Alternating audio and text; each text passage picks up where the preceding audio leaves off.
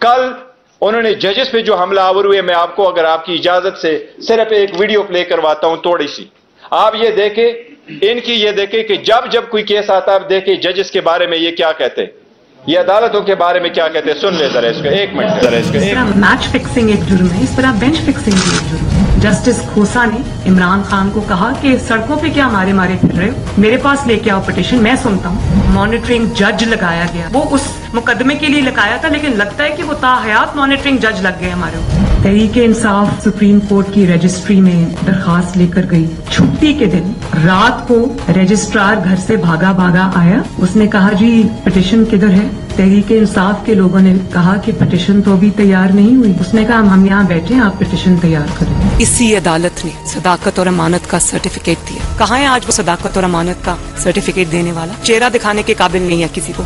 जब बेल का फैसला होने वाला होता था, जेल में उस दिन खबर मिलती थी कि 3 हफ्तों के लिए बेंच डिसॉल्व हो गया, नया बेंच, या कोई जज छुट्टी पे चला गया। जाता नहीं था, भेजा जाता। काजी फाइज ईसा साहब के मामले में माई लॉर्डशिप से ये पूछना चाहती हूँ कि वो आपके ब्रदर जज थे ना, आपने क्या किया? तो जस्टिस अजमत सईद साहब जो है, उनको कौन नहीं जानता कि कितनी उन्होंने नेक नामी कमाई थी, और उन्होंने जिस तरह से पर्सनली ज़ाती तौर पे असरअंदाज होकर उन्होंने JIT बनवाई। उन्होंने व्हाट्सएप कॉल्स की, मुंतखब वज़ीर आज़म के ख़िलाफ़ साजिश थी, उसमें वो बहुत बड़ा उसका हिस्सा थे, उसके करता धरता थे। मार्शल लॉ नहीं लगाते तो आपके कमबख्तों ने जुडिशल मार्शल लॉ लगा दिया है कि आज मुल्क जिस इंतशार की लपेट में आया हुआ है, मुल्क ने जो क्राइसिस जन्म लिया है, वो जमान पाक से कम और उमर अता बंदियाल की कुर्सी से ज्यादा जन्म लिया है। साकिब निसार को तो पूरी कौम जानती है, लेकिन आपका साकिब निसार से बड़ा मुजरिम जो छुप के घर में बैठा, उसका नाम है जस्टिस आसिफ सईद खोसा। और मुजाहिर अली नकवी, जिसके खिलाफ गबन का, करप्शन का रेफरेंस गया हुआ है, लेकिन उस पे सांप बन के बैठे।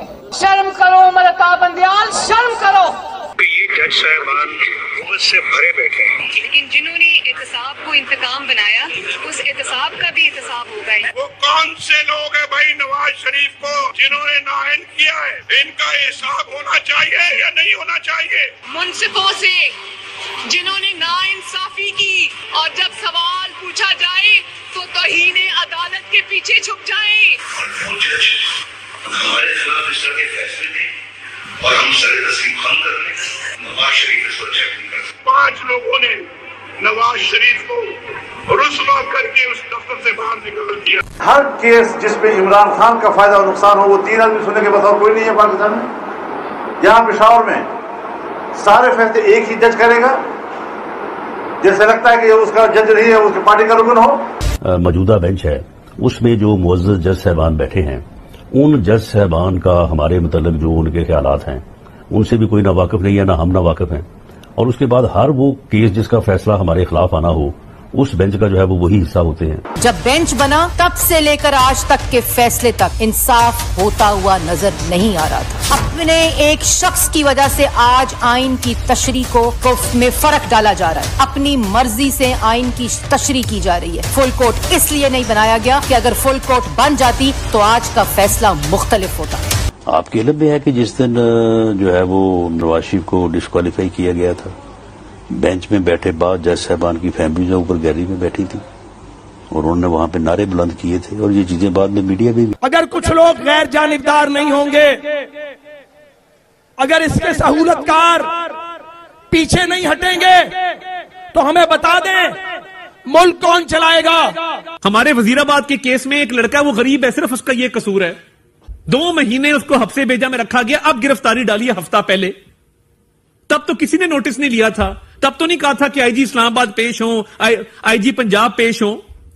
तब कौन सी क़यामत आ गई है कि दोनों IG को तलब कर लिया गया। कोर्ट के अदारों में बैठे लोग क्या गुल खिला रहे हैं, क्या तमाशा कर रहे हैं, ये है रियासती दहशतगर्दी जिसको छुपाया जा रहा है। तो मैं जो कहता हूँ, मैं एक अवामी नुमाइंदा हूँ, मैंने कहा कल परसों देखिए आपके सामने है वो, ये आपने उनको देखा है, हम अदलिया से इल्तिमास करते हैं कि अगर ऐसे हमले किए जाएंगे तो वक्त से पहले इसका तदारुक किया जाए। तदारुक नहीं होगी, इलेक्शन करीब तर आता जाएगा तो अवाम किस तरफ चल पड़ेगी।